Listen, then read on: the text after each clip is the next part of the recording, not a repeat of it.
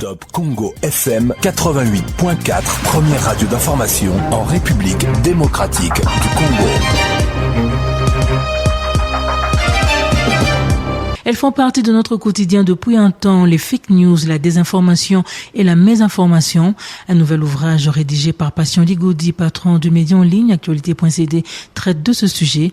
Il est intitulé Pollution de l'information, fake news et journalisme dans le monde et en République démocratique du Congo. Il aborde ce sujet en faisant un diagnostic par rapport à l'univers numérique de la RDC. Il propose également des stratégies pour pouvoir lutter contre ces fléaux. La cérémonie de vernissage de cet ouvrage porté sur le fond baptismant par le professeur Mukoko Samba a eu lieu vendredi à Kinshasa, témoin de l'événement.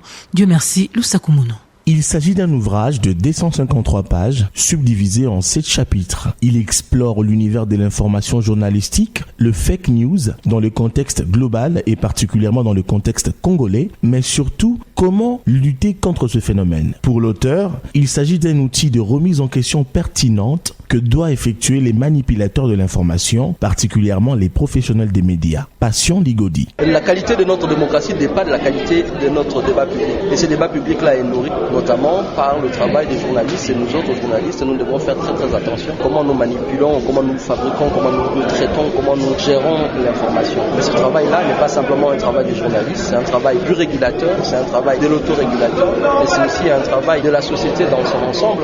Cet ouvrage présente un diagnostic qui établit le fait que l'atmosphère informationnelle est polluée. Et ça n'épargne pas le domaine politique, sanitaire et surtout les contextes géopolitiques avec la guerre d'agression que subit la RDC. Nous n'avons pas accès aux bonnes informations. Nous avons aussi et surtout accès à ce qu'on appelle la pollution de l'information nourrie par des acteurs malveillants qui peuvent se retrouver, que ce soit dans la sphère politique, que ce soit dans la sphère sanitaire, que ce soit dans la sphère sécuritaire. Notre travail à nous, c'est d'être juste conscient que les enjeux de l'information peuvent être des enjeux de vie et de mort.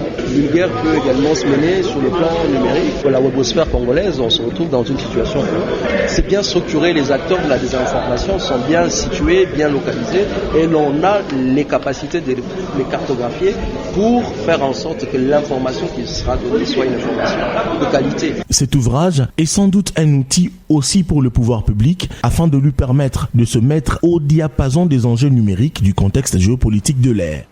Dieu merci, le Sakumuno sur Top Congo FM. Top Congo FM 88.4, première radio d'information en République démocratique du Congo.